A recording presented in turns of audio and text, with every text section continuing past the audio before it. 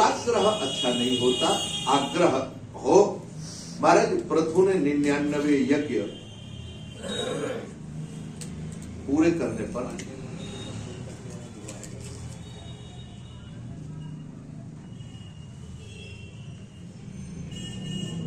महाराज ब्रह्मा जी के कहने से 99 यज्ञ का संकल्प छोड़ा, भगवान प्रकट हो गए और साथ में इंद्र को लिए हुए। इंद्र को लिए, जो इंद्र घोड़ा चुरा रहा था, आज वह इंद्र महाराज पृथु को देखकर लज्जित है, मस्तक नीचे किए हुए है। सोचो, देवराज इंद्र है, स्वर्ग का राजा है, और महाराज पृथु एक साधारण राजा पृथ्वी के। लेकिन महाराज पृथु अपने धर्म पर अडिग है, सत्य पर अडिग है, भगवत भक्ति पर अडिग है। इसके कारण देवता देवराज इंद्र अपने स्वर्ग से च्युत होकर, स्वर्ग की इच्छा, स्वर्ग की कुर्सी बचाने के चक्कर में चोर बन गया और आज चोर भी बन गया, पाखंड मत का प्रचारक भी बन गया और महाराज पृथु से नजर मिलाने में समर्थ नहीं हुआ। स्थिति क्या हुई? यहां पर कहते हैं, एष ते कार्षीद भंगम हयमेधो शतस्य क्षमापयद आत्मानो ममुष्य क्षन्तुमर्हसि। भगवान कहते हैं, महाराज पृथु, देवराज इंद्र को तुम क्षमा कर दो। महाराज पृथु, देवराज इंद्र को तुम क्षमा कर दो। लो महाराज, हम लोग देवताओं से क्षमा मांगते हैं, जरा देखना। मनुष्य, अच्छा हम लोग मांगते हैं कि नहीं? महाराज कोई अपराध हुआ हो, कोई तो क्षमा कर देना।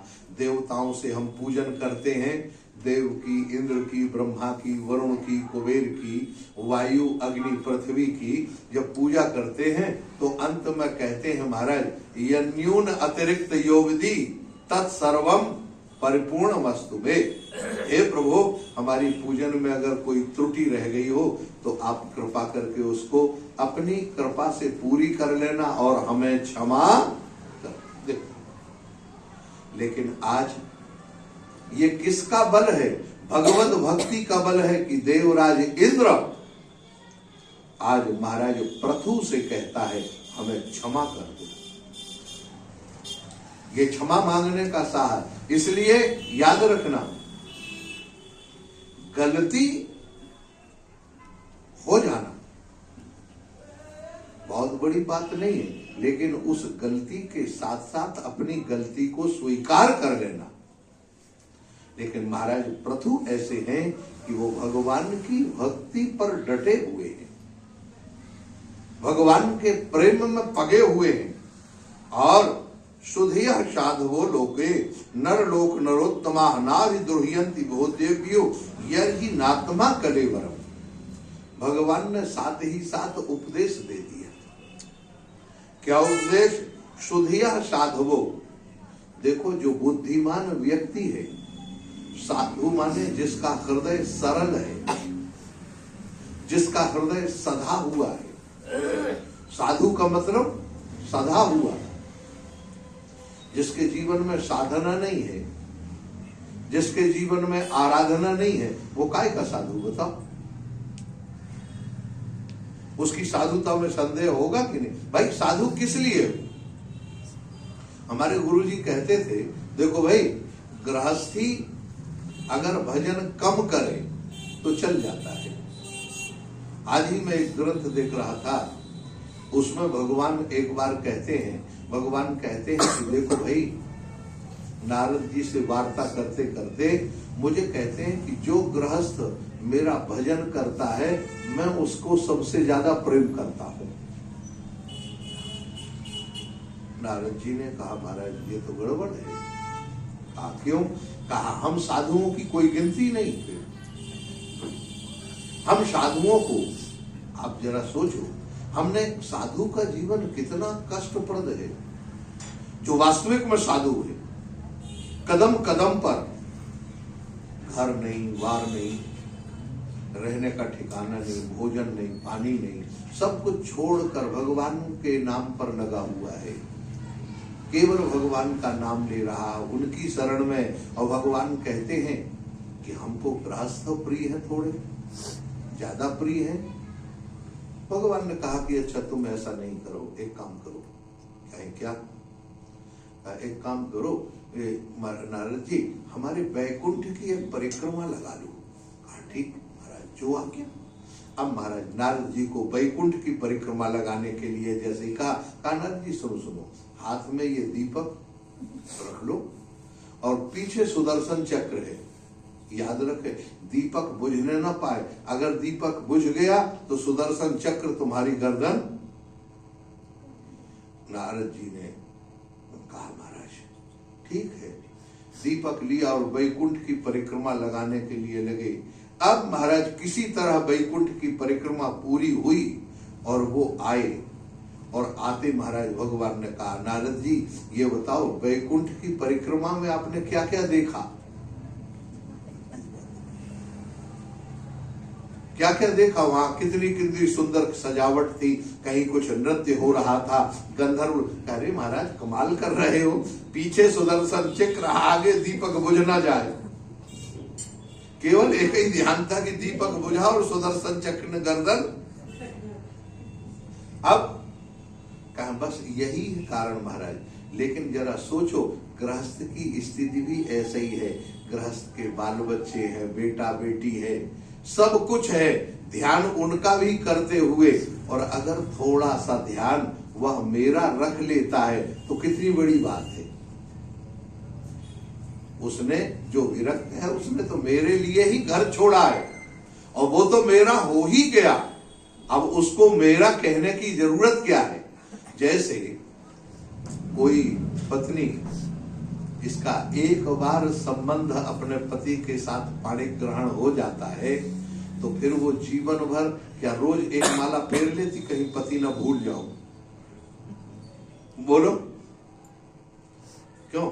माला फेरती है पति देव का नाम लेके, कहीं ऐसा ना हो कि मैं भूल जाऊं मेरे पति। अरे पाणिक ग्रहण हो गया तो पति तो हमें, अच्छा क्या पति भी माला भूलता है कि पत्नी को कहीं भूल ना जाए, उसका नाम ना भूल जाए?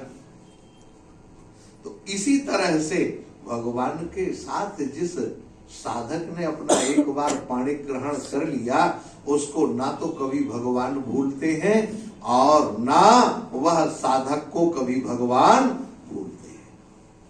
भगवान को साधक नहीं भूलता और साधक को भगवान नहीं भूलते। इसी तरह लेकिन गृहस्थ इतना सब, बेटा बेटी, घर मकान, खेत खलियान, मकान दुकान, अतिथि अभ्यागत, इन सब लोगों का ध्यान रखते हुए भी अगर वह थोड़ा भजन कर रहा है तो भगवान की कृपा का पात्र जल्दी बन जाता है महाराज।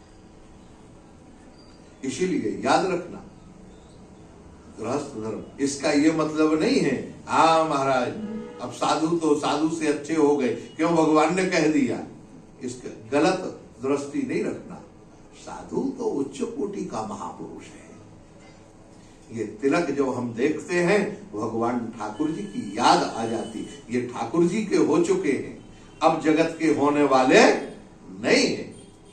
नारायण तो ऐसे यदा पुनाभिद्रुह्यन्ति भूतेभ्यो नात्मा कलेवरम, ये जो साधु है नारायण, उनके जीवन में कलेवर कह देने का अभिप्राय शरीर नाशवान है और आत्मा अमर है। अच्छा एक बात बताओ, ये जो शरीर है, मैं कई बार आप लोगों के बीच में चर्चा रख चुका। भगवान सबसे पहले आके आप देखेंगे महाराज पृथु को उपदेश देना शुरू कर देते हैं। पृथु क्या पुरुषा यदि मुह्यंती त्वादृशा देव माया, यह जो शरीर है, इस शरीर के ही पोषण में जो लगा हुआ व्यक्ति है नारायण, फिर उसने भगवत तत्व को कभी जाना नहीं है। वो केवल अपने शरीर का ही पोषण करता रहा, और ये शरीर, इसको तो चाहे कुछ भी कितना भी संभालो महाराज, बाल सफेद हो ही जाएंगे। हाँ, तुम नहीं मान रहे हो, झुर्रियां पड़ ही जाएंगी, आंख में दिखना कम हो ही जाएगा, शरीर लड़खड़ाएगा महाराज, आंखों में, इंद्रियों में विषय को ग्रहण करने की ताकत धीरे धीरे क्षीण हो जाएगी। विषय सन्मुख रहे, अगर विषयान्वित व्यक्ति है तो वो उन विषयों को देखकर रोता रहेगा महाराज, हाय हाय, अब हम पहले कैसे इन विषयों को का सेवन करते थे, आज नहीं कर पा रहे हैं। बोलो रोएगा कि नहीं रोएगा? पूज्य महाराज श्री की बातों में महाराज वो हमेशा एक बात कहते थे, हाँ, बर्खास्त होने से अच्छा इस्तीफा दे दो, ताकत रहते हुए इन विषयों को इस्तीफा दे दो महाराज, ना हमको नहीं चाहिए। नारायण, यहां श्रम एवं परो जातो दीर्घया वृद्ध सेवया, जिसने वृद्ध जनों का सेवन किया है नारायण, वह इस शरीर के प्रति आकृष्ट नहीं होता।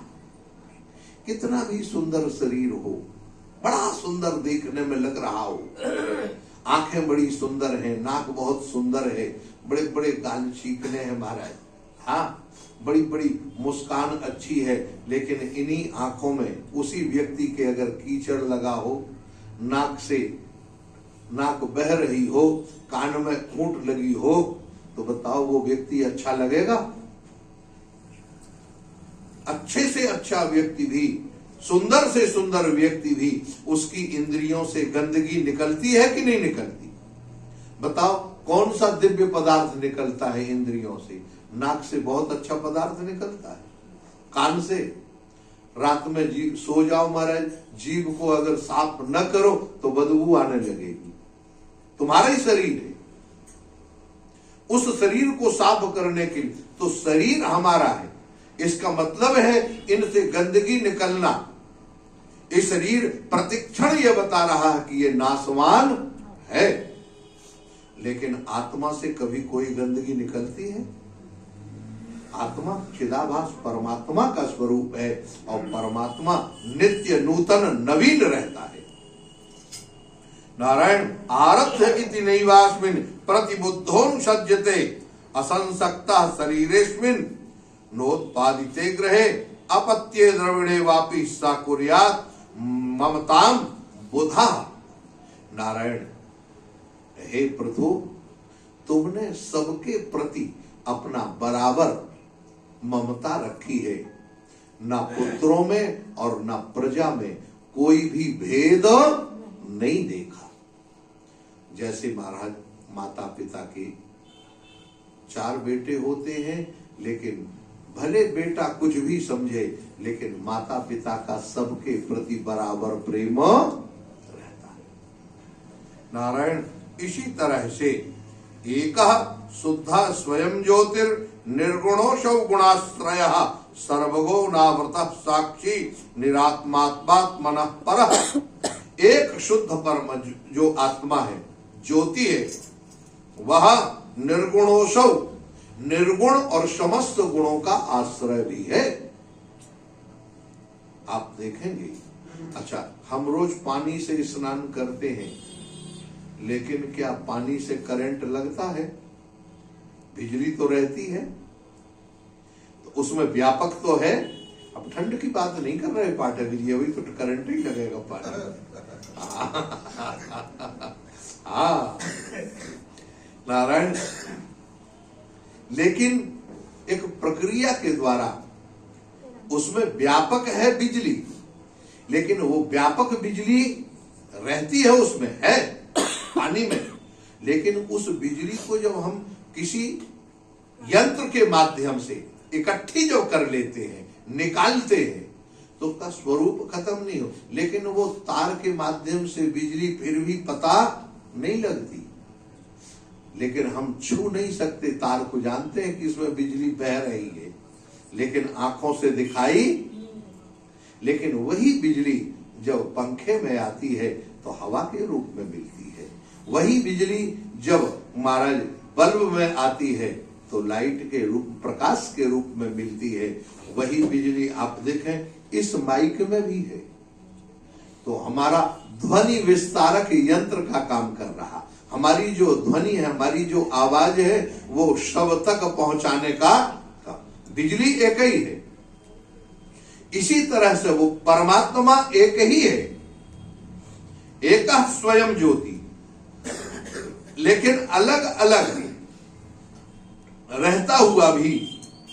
जैसे सूर्य आकाश में एक है, लेकिन अलग अलग मटकों में पानी भर दें तो सभी मटके में उसका दर्शन होगा कि नहीं होगा?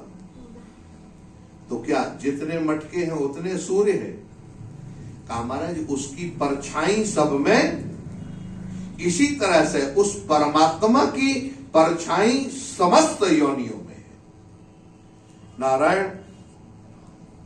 और वह या एवं संत आत्मान मनस्तम वेद पुरुषा नाचते पुरुषोपि तद्गुणै नमय स्थिता एवं संतम आत्मान। अब भगवान यहां फिर कहते हैं महाराज, मेरी आत्मा संत है। अब देखो महाराज, मैं सबकी आत्मा हूं, लेकिन मेरी आत्मा कौन है? संत। हाँ, वो संतम आत्मानम अस्थम। कौन संत? कहा वेद पुरुषा, जो वेद को धारण करने वाले हैं। ज्ञान, वेद माने ज्ञान, जो मेरे दिव्य ज्ञान को धारण करने वाले हैं, जो मुझे परम पुरुष परमात्मा के रूप में जानते हैं और जानकर मेरे हो गए हैं। ऐसा यह स्वधर्मेण मयि माम नित्यम नित्या निराशी श्रद्धयान्विता। देखो, यह स्वधर्मेण माम स्वधर्मेण यह, ये जो महापुरुष है, अब इसके लिए सबके लिए कह दिया। कौन कौन? का गृहस्थ भी और विरक्त भी, संत भी और गृहस्थ भी, वानप्रस्थ भी, सन्यासी भी, जो अपने अपने धर्म में स्थित होकर अपनी अपनी स्थिति में जहां जैसा है नारायण, वहां स्थिति रहकर स्वधर्मेण, यहां लिखा नारायण माम नित्य सह, मेरा जो नित्य श्रद्धान्विता, श्रद्धा युक्त होकर महाराज मेरा सेवन करता है, मेरा भजन करता है। वह क्या है? कहा हमारा भजते सनकैस्तत्र मनोराजन प्रसीदति। मैं उससे सबसे ज्यादा प्रसन्न हो जाता हूं। चमक धमक से मैं प्रसन्न कभी, अगर चमक धमक से होते तो दुर्योधन के यहाँ जो भगवान गए थे, तो बताइए दुर्योधन के यहाँ कम चमक थी, लेकिन भगवान ने दो टूक जवाब दे दिया महाराज। ऐसा कोई जवाब देता नहीं। इतनी सब व्यवस्था होते हुए भगवान ने कह दिया, ना दुर्योधन, हमारा रहने का इंतजाम तो काका जी के घर पे है। नारायण, तो इसी तरह से परित्यक्त गुण सम्यक दर्शनो विशदाशया, जिसने परित्यक्त, अपने विषयों का त्याग करके, छोटे छोटे थोड़े थोड़े विषयों का हमको त्याग करना चाहिए। देखो भाई, मैं कई बार कहता हूं, त्याग का अभिप्राय है तन के स्तर पर त्याग, तन के स्तर पर। अभी आपके पास 2 पैसे जेब में पड़े हैं, आप निकाल के जिसको चाहो दे दो। आपके पास शॉल है, उठा के किसी को भी दे दो। मोजा है, कपड़े हैं, आप जो आपके पास जो वस्तु आप किसी को भी दे सकते हैं, अधिकार है। ऐसी देने की जो आदत बन जाएगी तो धीरे धीरे बड़े से बड़ी वस्तु आप छोड़ने में समर्थ हो जाएगी। पूज्य सर्वानंद जी महाराज से एक व्यक्ति ने, हाँ महाराज, कहा, साधु महाराज आप जब शरीर छोड़ने लगना तो अपना कमंडल मुझे दे देना, अपने चेलों से कह देना कि ये कमंडल मेरे को बहुत अच्छा लगता है, आप कमंडल मुझे दे देना। उन्होंने कहा, अरे बाबरे, शरीर छोड़ने की बात कहाँ तक देखूंगा और तू कब याद करेगा? उस समय मेरे को ध्यान रहा कि नहीं रहा, ये कमंडल अभी ले ले तू। अरे नहीं महाराज क्या करे? अरे नहीं नहीं नहीं, ले जा, हम तो सन्यासी हैं। जो घर छोड़ के आ गए, परिवार छोड़ दिया, अब कुछ नहीं है, कुछ दिन में शरीर छोड़ देंगे, तो कमंडल भी नहीं छोड़ पा रहे क्या?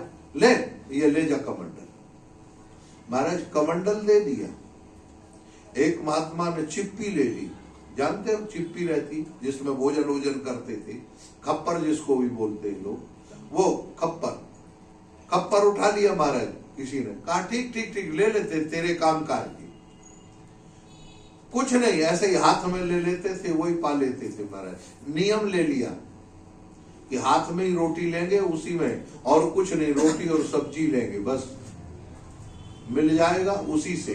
नहीं किसी से कह देंगे भैया मिला के दे दे, इसी में दाल चावल डाल दे हाथ में। सोच लेते थे का जीवन निर्वाह तो वैसे भी हो सकता है, क्या करें? ऐसा त्याग शांतिम शम अवस्थानम ब्रह्म कैवल्य मसनुते।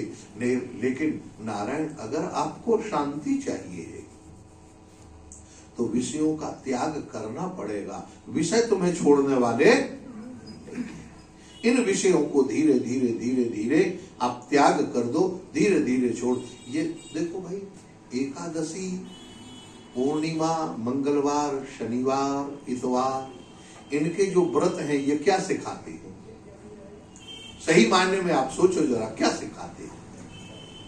एकादशी 56 भोग करना सिखा दी थी, क्यों?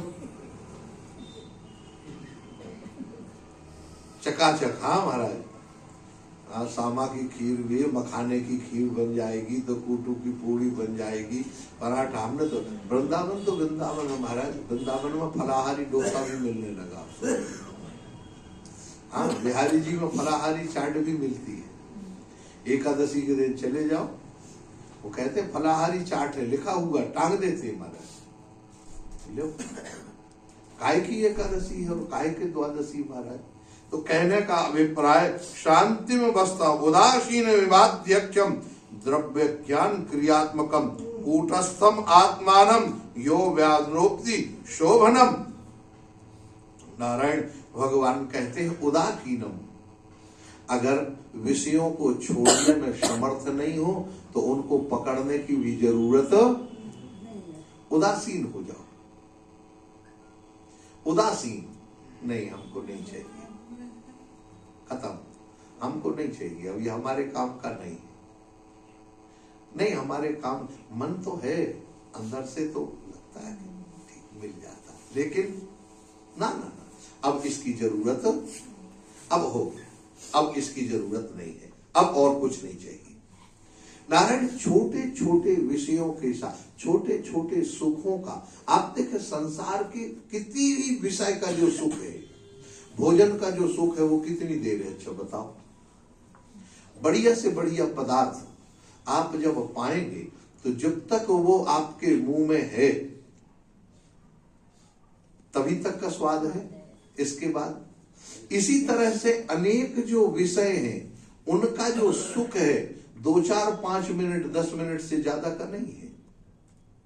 लेकिन इन तुच्छ विषयों के लिए यहां पर कूटस्थम आत्मानम यो, हमारे अंदर भगवान कहते हैं व्यक्ति गड़बड़ी महाराज प्रभु तब करता है जब इन कूटस्थ विषयों के प्रति अपनी आत्मा को, माने मन को बिगाड़ देता है। आत्मा का अर्थ शुद्ध चेतन, वो आत्मा नहीं, मन। हम इन छोटे छोटे विषयों में अपने मन को बिगाड़ देते हैं। अच्छा, विषयों का जो सुख है वो कौन ग्रहण करता है, आत्मा या मन? मन है ना। तो मन कैसा है? मन तो कभी भी कुछ भी करता रहेगा महाराज, कुछ बोलेगा। लेकिन बुद्धि, इसीलिए मनसस्तु परा बुद्धि, मन के ऊपर बुद्धि रखी गई है, बुद्धि के ऊपर मन नहीं रखा गया। और व्यक्ति समाज में गड़बड़ी पैदा तभी करता है नारायण, जब बुद्धि के ऊपर मन रखकर चलता है। जो मन में आया वो कर लिया, विचार करने की जरूरत नहीं है, ऐसा सोचकर जब वह व्यक्ति आगे बढ़ता है विषयों के लिए, तो महाराज उसका वेदाप्नोति न शोभनम, उसके जीवन की शोभा नहीं होती है। जीवन की शोभा तो विचार पूर्वक, विवेक पूर्वक, विवेक के द्वारा। महाराज प्रभु हाथ जोड़े खड़े हुए भगवान आज स्वतः उपदेश दे रहे हैं। महाराज प्रभु ने कहा नहीं कि हमको उपदेश दो, आप जरा देखें यहाँ, भिन्नस्य लिंगस्य गुण प्रवाहो दिव्य क्रियाकारक चेतनात्मना दृष्टा तु संपत्सु विपत्सु सूरयो न विक्रियन्ते मयि बद्ध सौहृदा।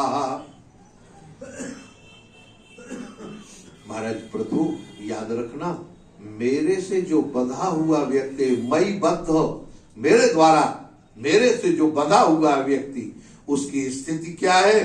भिन्नस्य लिंगस्य, ये जो अलग अलग आकर्षण है, लिंग माने चिन्ह, हम चिन्हों के आकर्षण में ही तो आगे बढ़ रहे हैं ना। क्या हुआ? गुण प्रवाह हो। हाँ महाराज, बड़े बड़े ये गुण का जो प्रवाह चल रहा है संसार में, कभी अच्छा और कभी बुरा, ये जो प्रवाह है, विशत्सु सूरयो दृष्टासु संपत्सु, नारायण इन विषयों से कभी भी कोई सुखी नहीं हुआ। श्रीमद् भागवत में एक बड़ा सुंदर दृष्टांत है, आप देखें। महाराज ययाति देवयानी से कहते हैं, देवयानी बुढ़ापे में, अंतिम समय की बात है, मैं तुम्हें एक कहानी सुनाता हूं। भागवत में है, 9वें स्कंद में। क्या कहानी है? कहते देखो, एक राजा के पास एक बकरिया थी, बकरा, और वह जो बकरा है, उस राजा ने उसको कहा भाई जो इसका पेट भर देगा उसको आधा राज्य हम दे देंगे। कहा महाराज, फिर? कहा बस ये जो भी आए महाराज उस बकरे को खूब खिलाए। लेकिन राजा के पास आते ही जब वो बकरा आए तो राजा उसको हरी घास दे, पत्ते डाले, तो वो बकरा फिर उसको खाने लग जाए। कहा देखो अभी इसका पेट अगर भर जाता तो कैसे खाता। महाराज एक फक्कड़ महात्मा पहुंच गए। फक्कड़ महात्मा ने कहा हम भर देंगे इसका पेट। कहा अरे महाराज, बड़े बड़े राजा राजकुमार, बड़े बड़े महापुरुष मनीषी इसका पेट नहीं भर। कहा अरे महाराज उनकी बात छोड़ो, तुम हमको दो। कितने दिन में भर दो? कहा 2 दिन में। कहा लो, लोगों ने हफ्तों इसको रखा तब पेट नहीं भर पाए, तुम 2 दिन में। कहा अरे महाराज 2 दिन में बहुत है, 2 दिन बहुत है। अब वो बकरे के महाराज बढ़िया सुंदर सुंदर अच्छी हरी हरी कोपल लाल लाल पत्तियां बढ़िया रख के महाराज ऐसे बांध दिए, और महात्मा वहीं जैसे ही वो मुंह पत्ती में मारे, एक डंडा उसके मुंह में दी। जब भी जो मारे महाराज एक डंडा उसके मुंह में दी। हुआ क्या? 2 दिन तक जब उसकी पिटाई हुई महाराज, अब महात्मा को देखे और वो खवाए, वो ऐसे बकरा मुंह फेर ली और पेट से पेट चिपका हुआ, उसका पेट से चिपका हुआ। महात्मा ने समझेगा, राजा के पास ले गया, देख लो, खिला के देख लो, अगर खा जाए। पेट भरा हुआ, मुंह सूजा हुआ महाराज, 2 दिन की पिटाई।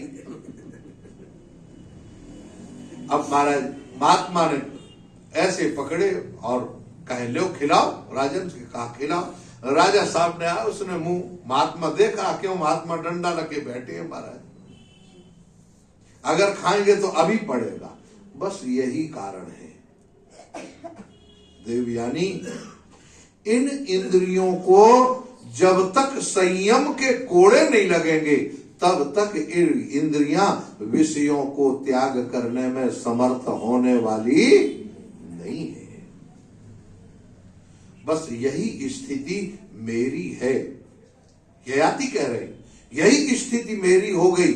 लेकिन मैं अपना अनुभव का कहता हूं, यद व्रीह्यवम् अन्नम पशवस्त्रिया, इस सारे संसार का अनाज माने खाद्य पदार्थ किसी एक व्यक्ति को मिल जाए, सारे वाहन किसी एक व्यक्ति को मिल जाए, और सारी सुंदर स्त्रियां उनको मिल जाए, सारे पशवा, पशु माने वाहन, सारे वाहन उस व्यक्ति को मिल जाए अच्छे से अच्छे, फिर भी उसकी जो इंद्रियां हैं वो तृप्त होने वाली नहीं है, उसको संतोष मिलने वाला नहीं है नारायण। इसीलिए याद रखना, यहां कहा नारायण समः समानोच्य मध्यमात्मा सुखे